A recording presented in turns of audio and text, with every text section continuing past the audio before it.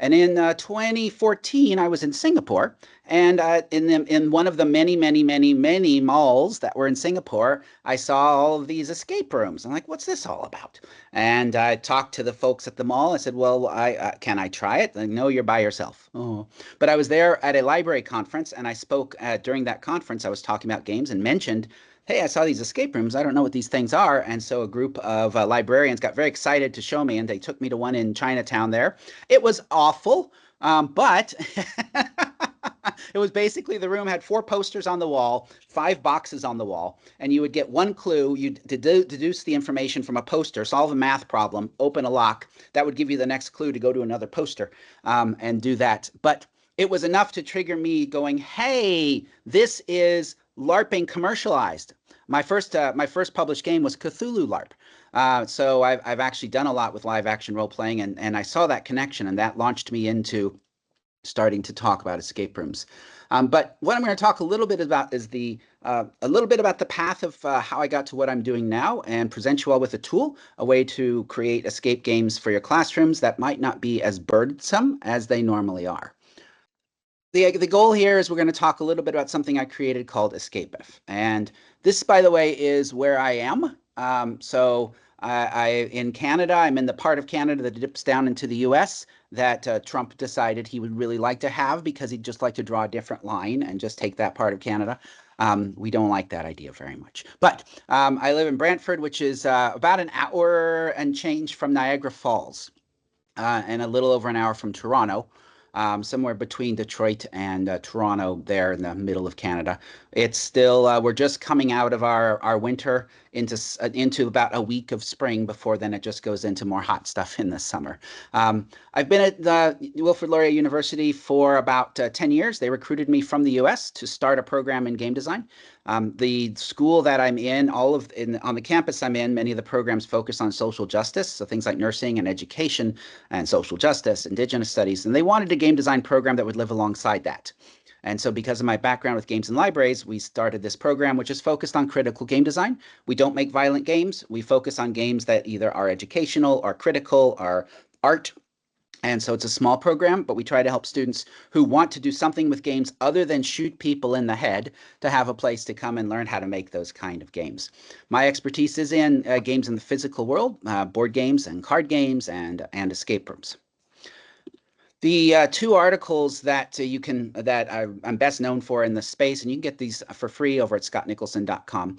First is this Peeking Behind the Locked Door. So after I did my first escape room, I came back from Singapore all excited about it, and because it's a 12-hour flip, I had lots of jet lag time. So I developed a survey and ended up sending that survey out to every single escape room I could find on the internet, which was 400. And of those 400, about 200 applied, which is crazy to have a survey that you send out over the transom and about 50% response rate.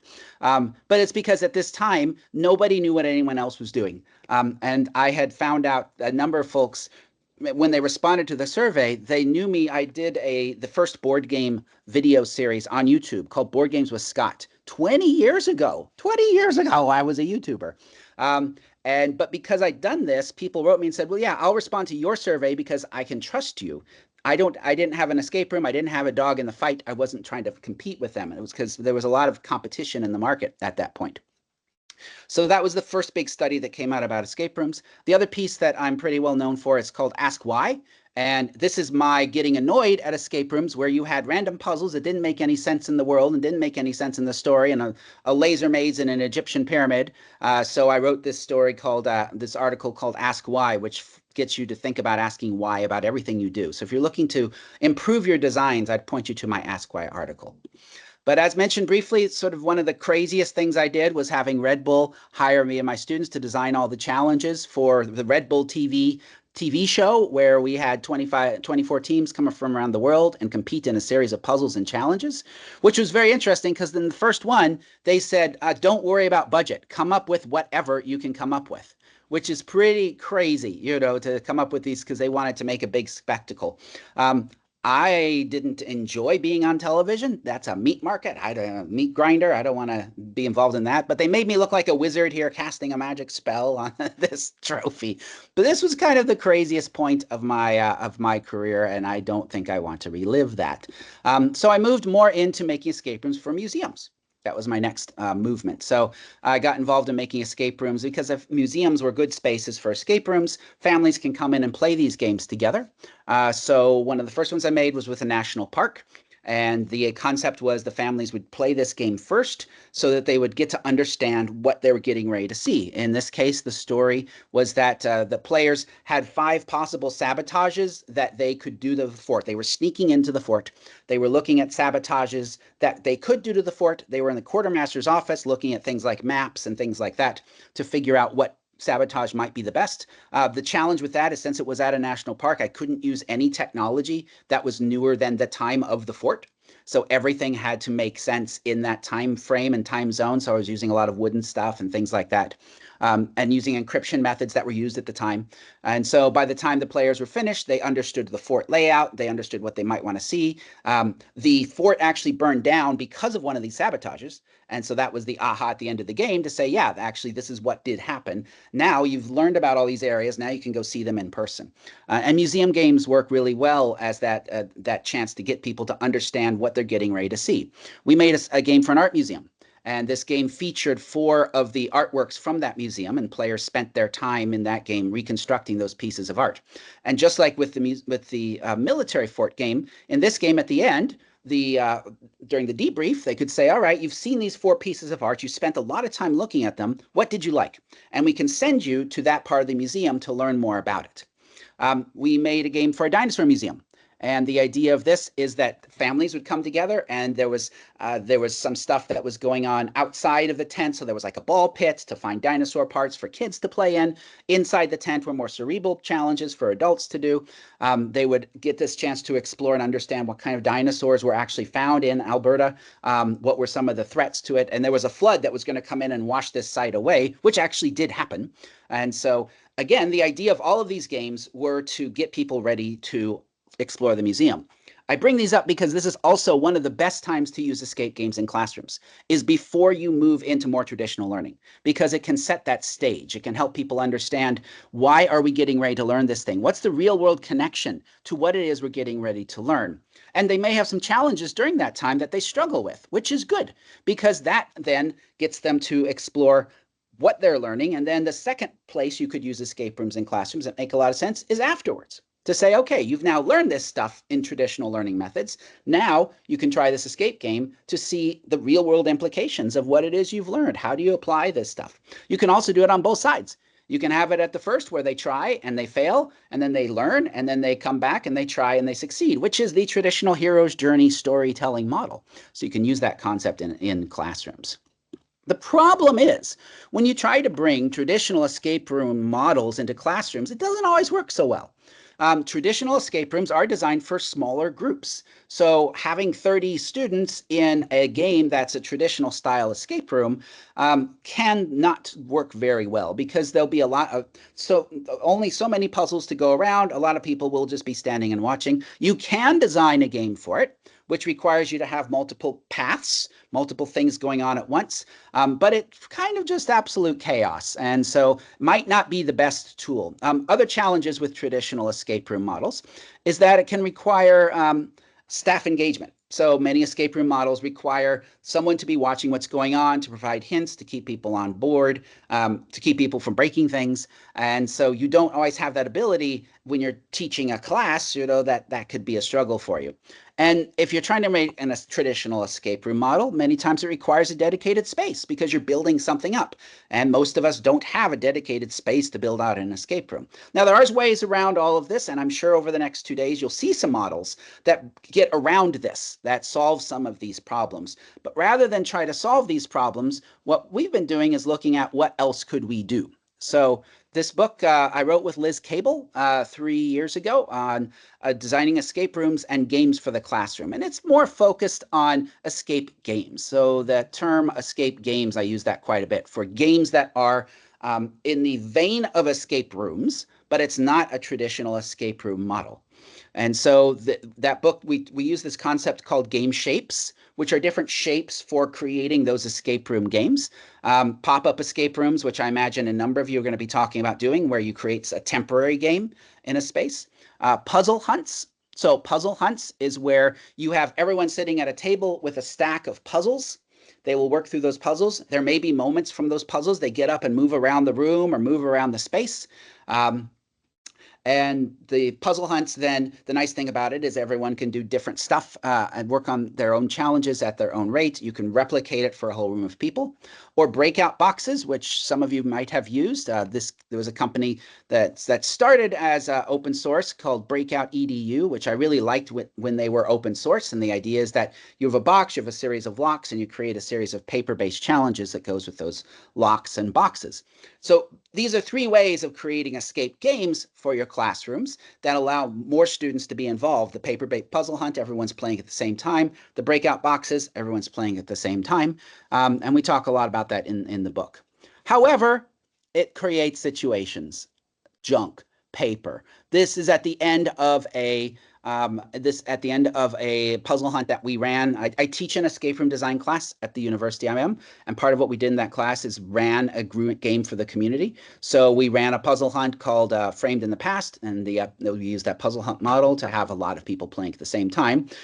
It's a lot of paper. It's a lot that you're dealing with, and you've got to make lots of photocopies, and then at the end you have a giant box of stuff going to the recycle.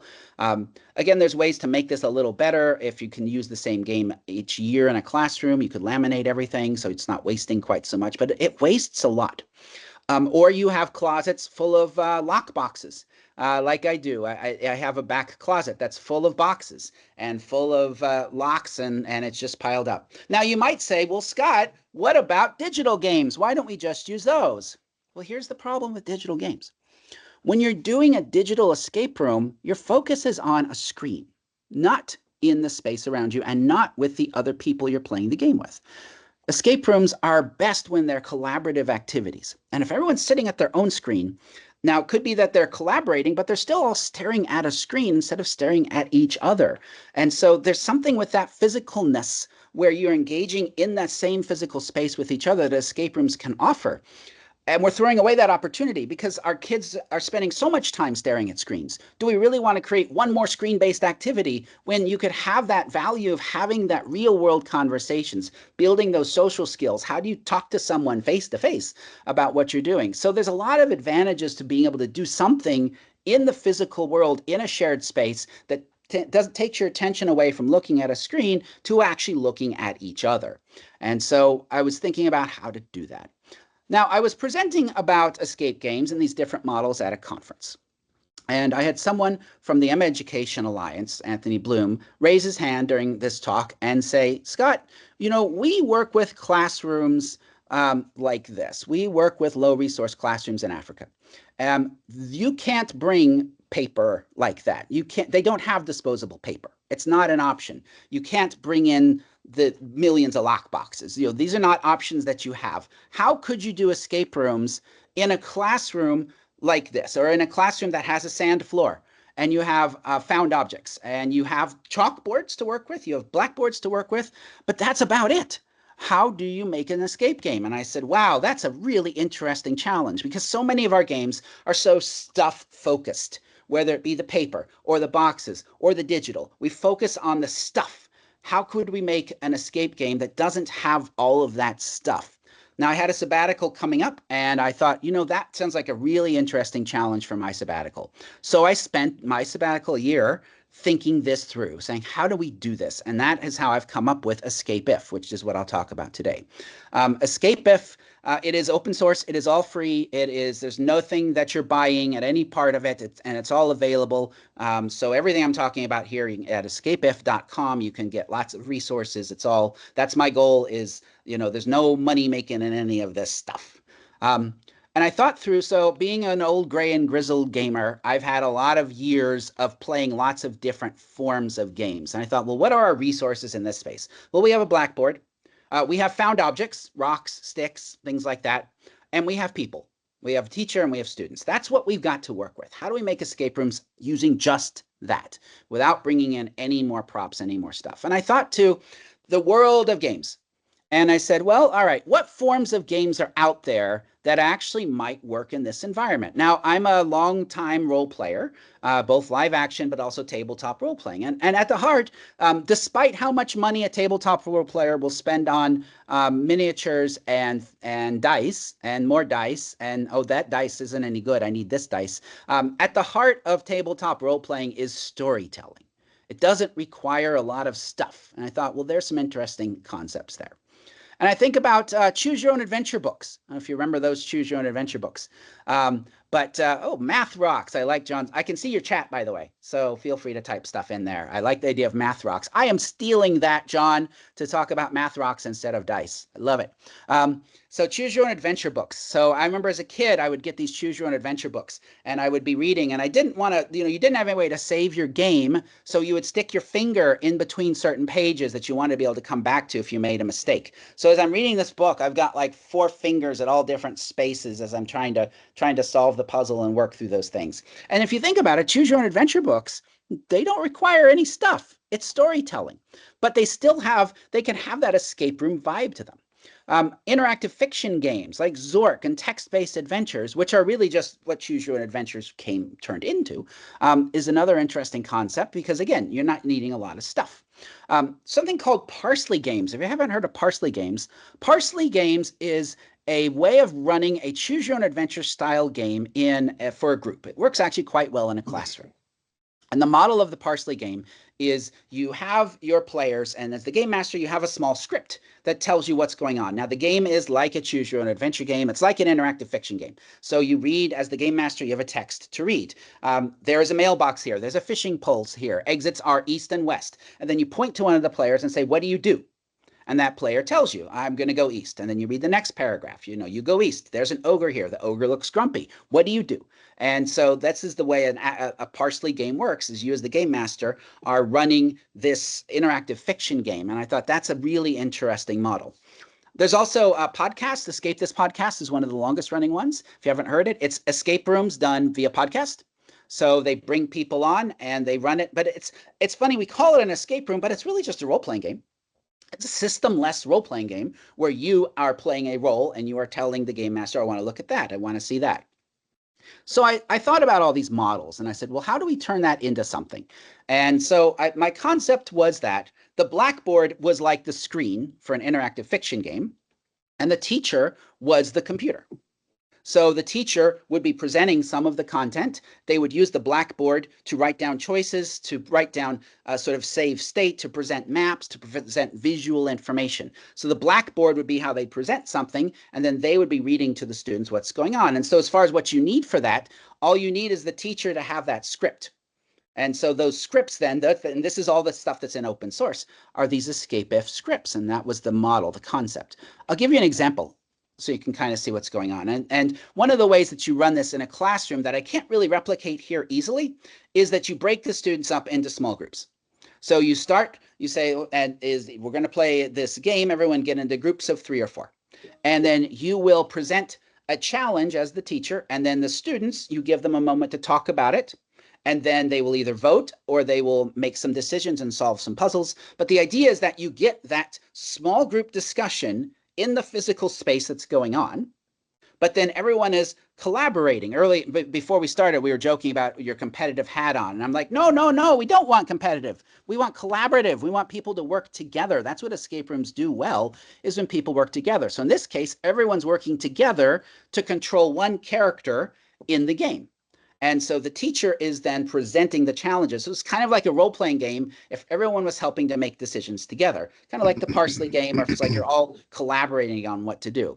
So I've made a series of games that are all set in the dinosaur safari world. I've used this world because it's playful, but it also has lots of connections to the real world. And that's a really important thing I'll talk about in a little bit, is making sure that these games help people connect to the real world, make those connections between learning outcomes and the real world. That's what escape rooms do well. And if escape rooms aren't making that connection between real world stuff and the learning outcomes, it may not be the best tool to use at the time. There may be other teaching tools that you want to use other than an escape game if you can't make those connections. So we're going to start with, there's two types of challenges, two types of activities you do in EscapeIF games, choices and challenges. So here's a choice. And the way we're going to do this choice is I'll present it to you. You will type in the chat what you would choose. Now, if I were doing this in a classroom, for one kind of choice that's a very lightweight choice, like this is this sort of thing I do at the beginning to just get people engaged a little bit, something without a lot, something where they don't believe there are high stakes. They don't know that. So it's going to be a hot day in the safari. You're going to go out and work in the dinosaur safari. What kind of clothing do you want to wear? Do you want to wear your short sleeve shirt or do you want to wear your long sleeve shirt? So type in the chat whether you'd want a long sleeve shirt or short sleeve shirt. Now, because this question is not related to the learning outcome, I would not create a time for the students to talk about it. Because this is the akin to making an avatar choice in a game. It gets you a little invested. It gets you involved, but by having everyone raise their hands, who wants a long sleeve shirt, who wants a short sleeve shirt, and then I would write on the board long sleeved or short sleeve, because later on in the game, there's going to be an implication to this choice. And so I'll have later on in the game, they'll say, if the players chose a long sleeve shirt, read this paragraph. If the player chose a short sleeve shirt, read that paragraph. I'll also do these kind of things for creative activities. So as an introduction thing, I might say, all right, it's a dinosaur safari day, and your job is to come up with a name for your bus. You have a bus you're going to be taking out to the safari, and you need a name for the bus. And they open that up as a creative thing. So people can type in there or can say what they want the bus to be called. And you make that a creative activity. Again, it's akin to avatar creation. Gets them engaged a little bit. But if it's not something that's related to the learning outcomes, I try to move through that kind of activity relatively quickly. So now we're going to go to another choice. So I can present the story. So you go out to your work and you get some challenge by the boss. And then you move into your another choice. Now this choice is going to have a little bit more meaning. So in this case, you're going to be dealing with the Delong dinosaurs. And Delongs are dinosaurs that are about 5 feet long. They're about 15 pounds. They are kind of like a little bitty Tyrannosaurus. They have very sharp claws and teeth and pointy things. And you've got to choose as a group, are you going to build this holding pen out of wood or metal? Now, the wood allows you to make a taller pen. It can be 10 meters tall or 30 feet tall.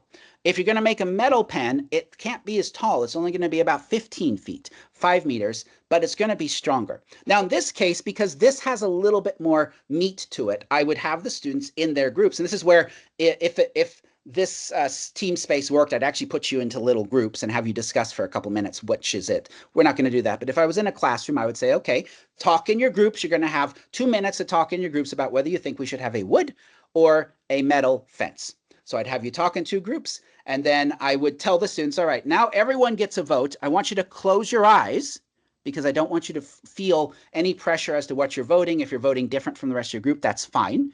Everyone's going to get a vote whether they want wood or metal. So let's have you type in the chat, are you going to build your fence out of wood or metal?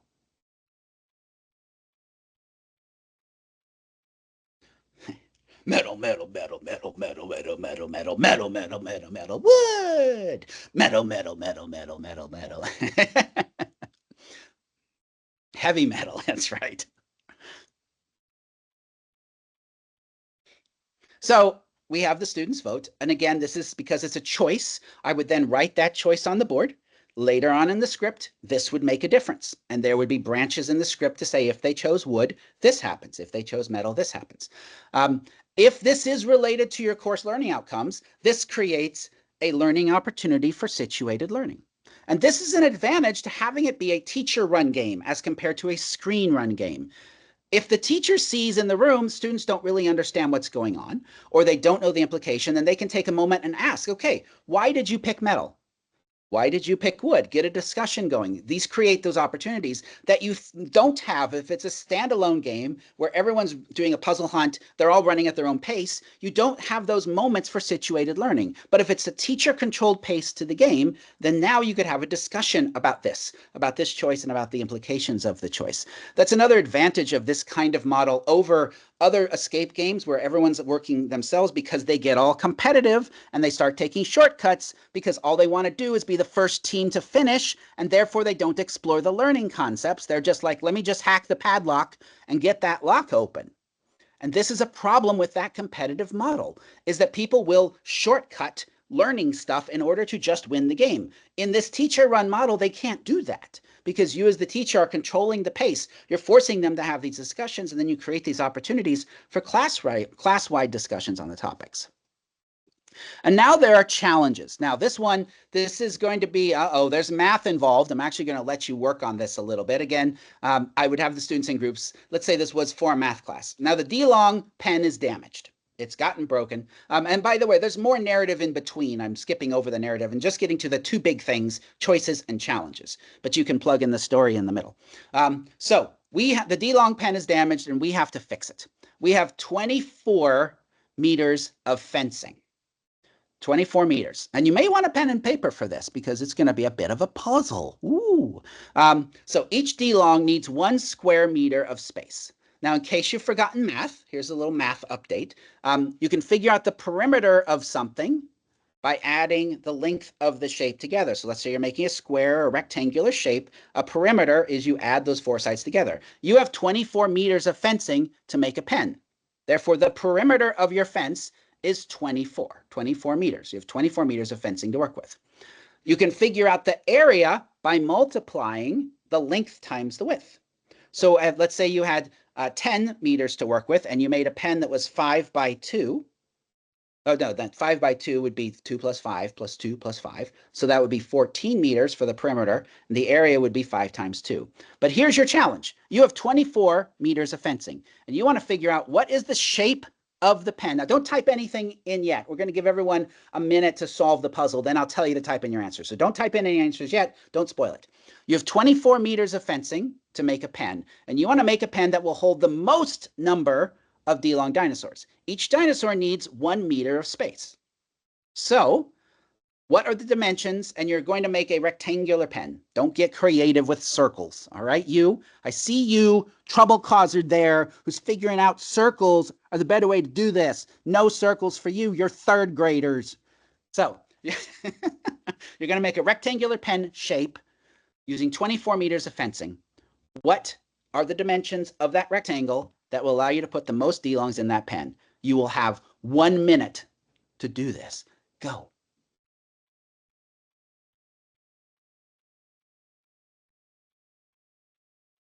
By the way, in the Safari, you can have little Safari music playing, little things like that, but we can't do that in a low-resource class. Actually, ironically, we could have better sound effects in a low-resource classroom in Africa than we could in your classroom in the UK, which would sound like traffic noise. So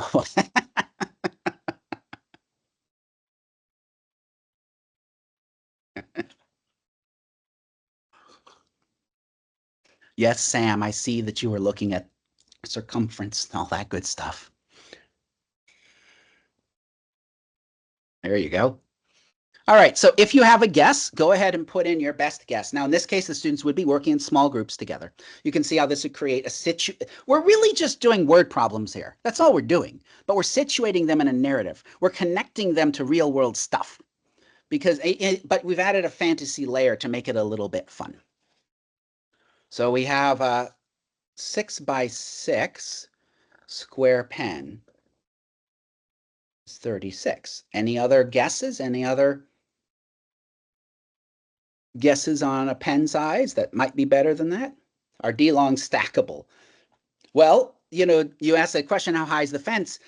Did you pick a wood fence or a metal fence? Ooh, there might be an implication here, but no, D-Longs do not stack for long. They stack very short, very, very temporarily.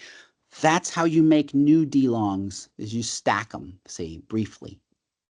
Still babies. That's how the babies come out.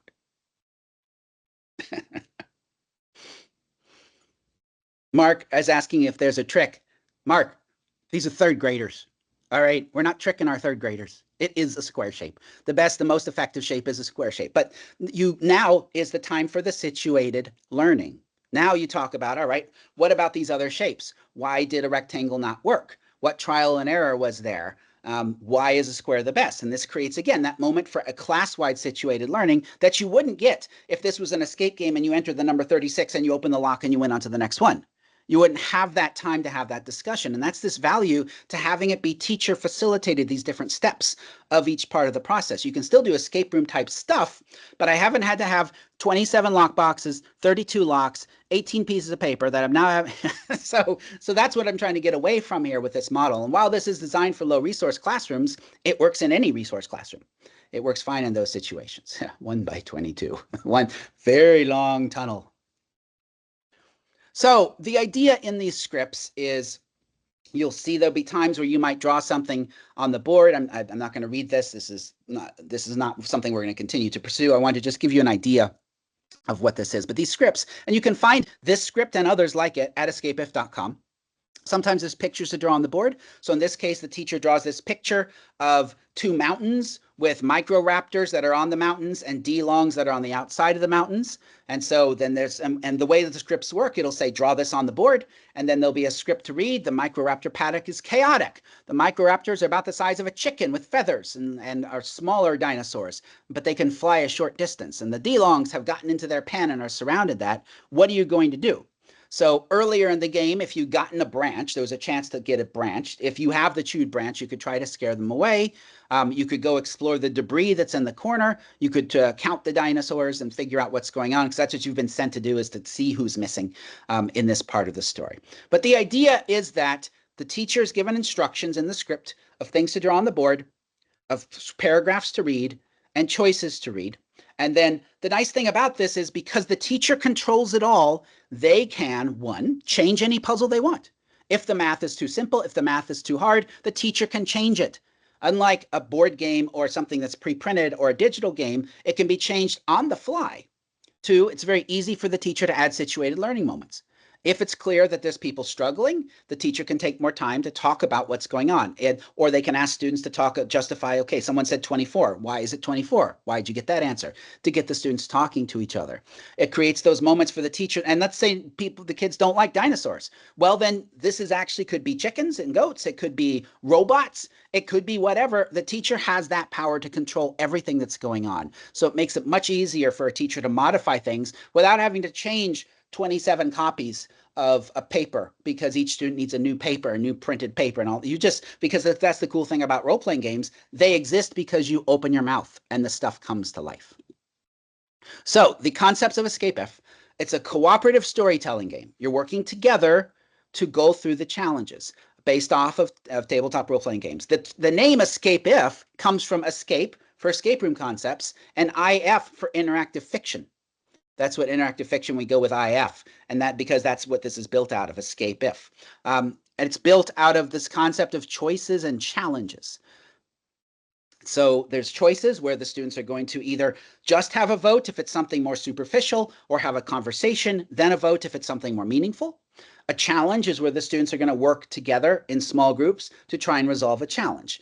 But you tie in these learning outcomes, and the whole goal of this is to connect real world to learning outcomes. It's through a series of story problems that have a narrative-based connection. And the best time to use it, as I mentioned earlier, is either early on to introduce concepts, or later to reinforce and do a formative assessment to see if people understand what they're doing. These are the 2 good ways to do it.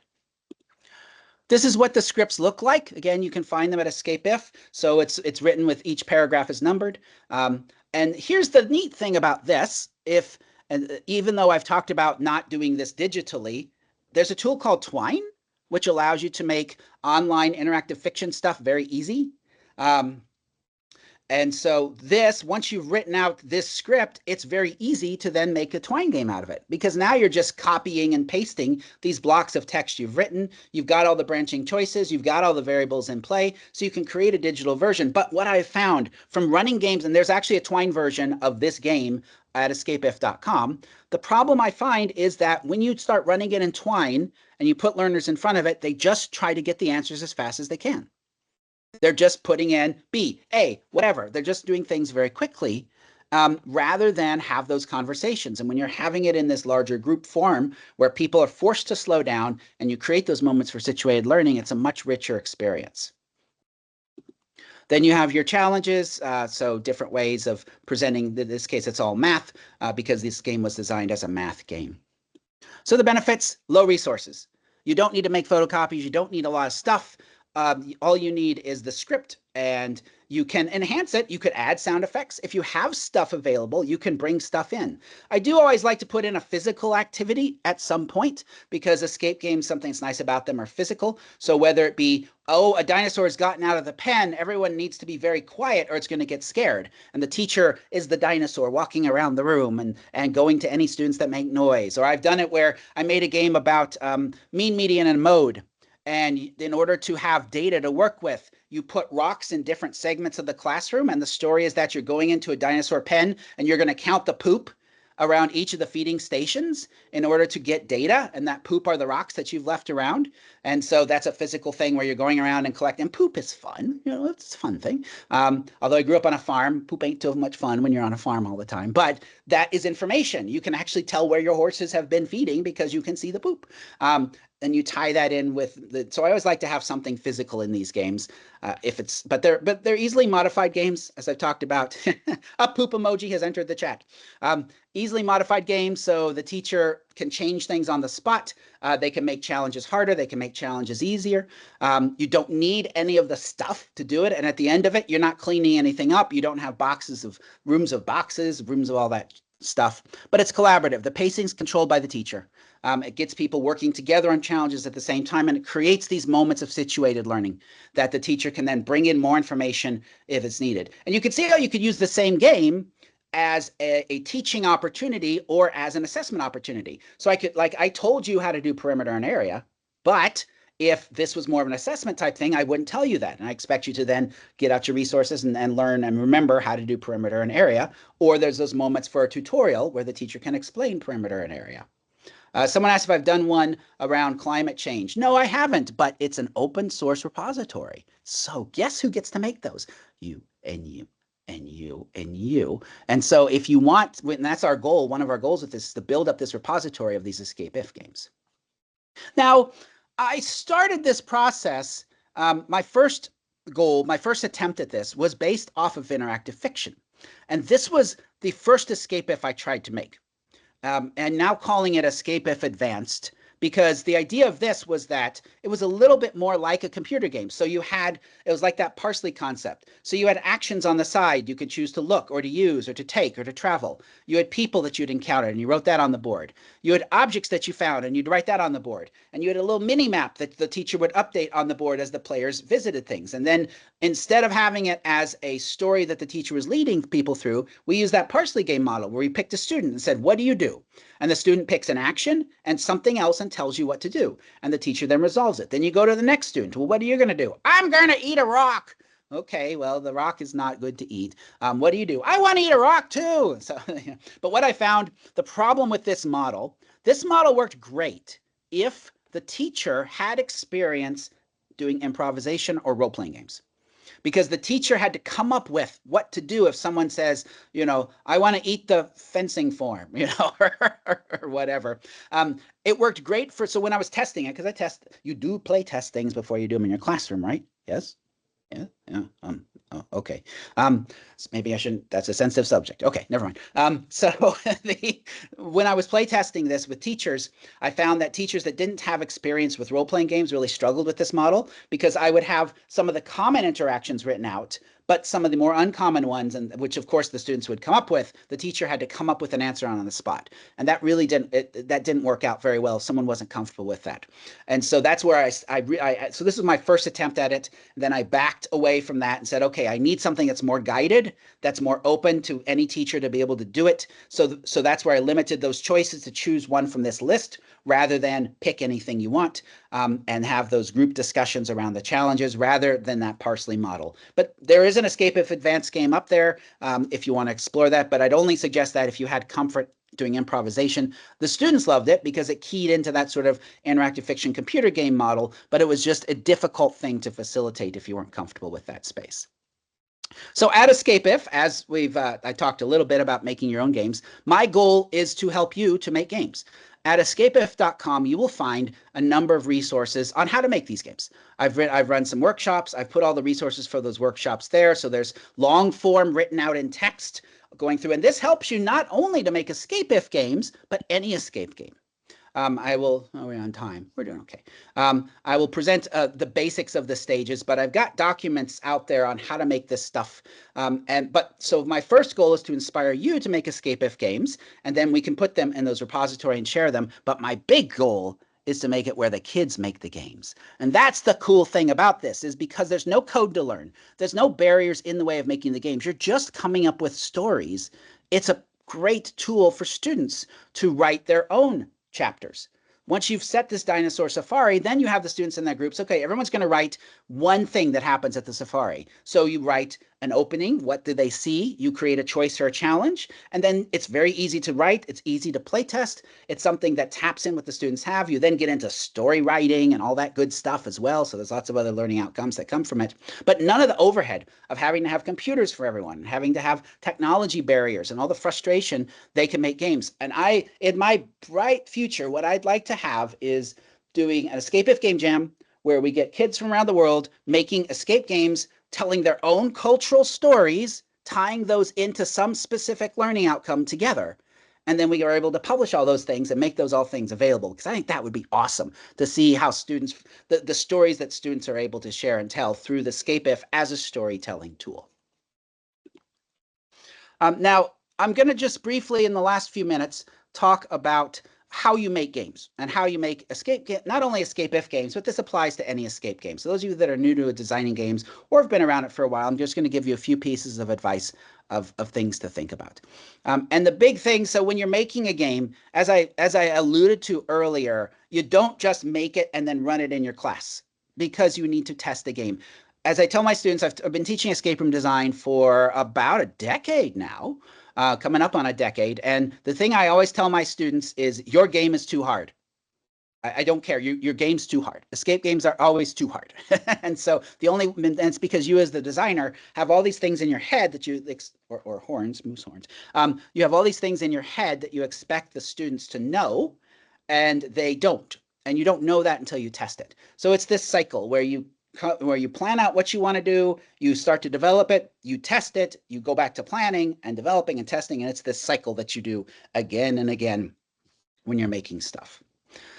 Now, this is what you're seeing here, these 8 steps is in that document I was pointing to you at escapeif.com. This goes through all of these steps in detail. And I can run a full day workshop that takes you through the whole thing. I'm just going to do the absolute high level of the stages that I do when I'm making an escape game of any kind, an EscapeIF game, but any escape game. First thing is you identify your audience and your learning outcomes. So who's playing the game? What's the context? What do they already know? And the learning outcomes. What are the things you're trying to get them? How do you want them to be different when the game is over? You start with that. And that's your lighthouse. That's the model I like to use. That's your guiding light. That you're always going to be looking at that lighthouse to saying, am I pursuing my learning outcome with my game? Because there's 2 things that go wrong when I look at a lot of escape games designed for classrooms. The first thing that goes wrong is the designer has lost sight of the learning outcome.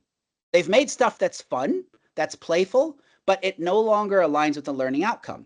It's something, and the kids will like it, but is it actually helping them learn stuff? And that's the first place I see things go wrong. The second place I see go wrong is that they will have activities that make no sense in the story world they've created. And that's why the second stage is making your story world.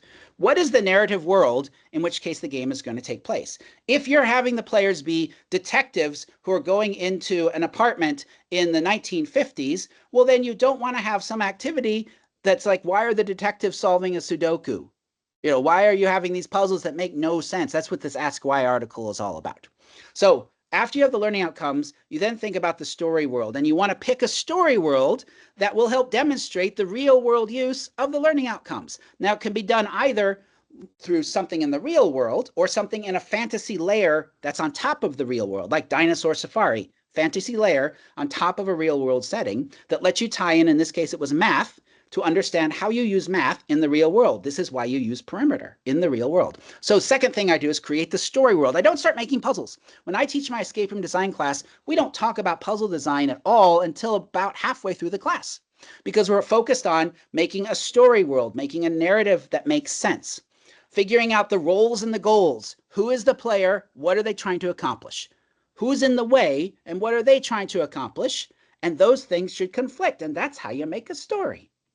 So that's that, and you want to make that story out of your story world before you start to think about puzzles or challenges. Then you come up with what's called your story beats, and the story beats is how you're going to tell your story. What are the big things that happen? And this is where you make sure that your story beats tie into those learning outcomes. You look at your lighthouse. Am I creating the opportunities to get back to my learning outcome that makes sense in the world and that tie in with what I'm trying to teach them? And then you make your challenges. The challenges are how you convey the story. That's the idea. The challenges are not, the goal of an escape game isn't doing the puzzles. It's the puzzles help you convey the narrative and help you understand why what you're doing in class aligns with the real world. That's what those challenges should be doing, is making those connections. Only when you've got that put together to say, okay, if we do these challenges, the students will understand why what they're doing goes in the real world, and they'll understand the story is told through the challenges. Then you add in little bits of narrative to connect those bits together. And then I always like to add, as I mentioned earlier, I like to add a physical activity, something midway through to get the students up and moving, simply because we know that whenever you change stage, when you make people do something different, then you sort of reset the attention. So you get once you have people do something briefly physically, they're going to be paying more attention when they come back. So I always like something physical in there. And the final part that's really important is the reflection. You can't just do. John Dewey talked about that we learn by doing and reflecting upon what they're doing. And the reflection is the most important part of the learning. Reflection is where you have the learners tell you what it is that they got from this. And you have the learners tell you how they can use what they've learned here in the real world, or how their parents could use these concepts in the real world. Reflections don't come by you saying, here's what you should have learned during the game. Reflections come by your learners telling you, here's what they got. So you start in small little groups, talking about what they learned and what did they explore and what were the challenges, and then you open it up to the big classroom. Here's the nice thing about reflection. If you have a bad game, but you have a good reflection, you have a good learning experience, because you can reflect upon why that game didn't work. And then you can tie that into the ways that you would use those learning outcomes in the real world. There's a series of questions you can take people through, sort of what did you learn right away? How did you apply it to the real world in the game? How can you then apply it in the real world outside? What careers might use this? How might your parents use this? Because this is where the best use of these escape games comes from, is having the learners come out the other side, understanding how they take what they've learned in the classroom and apply it to the real world. And we can do that with good design where we focus on connecting to the real world. Last little thing I'll annoy you with is playtesting and how important it is. I've mentioned it before. You have to playtest your games. I see too many teachers make a game once and put it out in the classroom and then the game fails. And you do need, you can still get away with that with a good reflection, but it's better if you playtest it. The challenge is, and this is the hardest thing about playtesting in escape games, you only get to playtest with someone once, because then they know the puzzles. And that is the biggest challenge. So trying to playtest these games is a challenge. The nice thing about EscapeIF, it's very simple to get people to playtest because there's no stuff to send. There's no overhead. It's like, here's the script. You can run it with a group. It's very easy to pick up and go. You don't really even need to prep them. You can take the script and just start running it because you're just following, you're doing a verbal choose your own adventure game. So I've gone through EscapeIF. I've gone through what we're doing. If you want to keep up with this stuff, escapeif.com will take you to what's going on. There's a repository that we've linked in there. The M-Education Alliance is this group that partners with low resource schools, and they are also upkeeping a repository of games that are appropriate for those school settings. We are in the process of seeking funding partners to do kind of some of the cool stuff I've talked about, the idea of making it easier for teachers to make games, and more importantly, making it easier for students to make these games. But hopefully from what you've learned today, I've made it easier for you to make these games. So this is a great time to break, and we got some time for questions and comments and things like that. So let's hear any thoughts you have about this, about EscapeIF, or anything at all.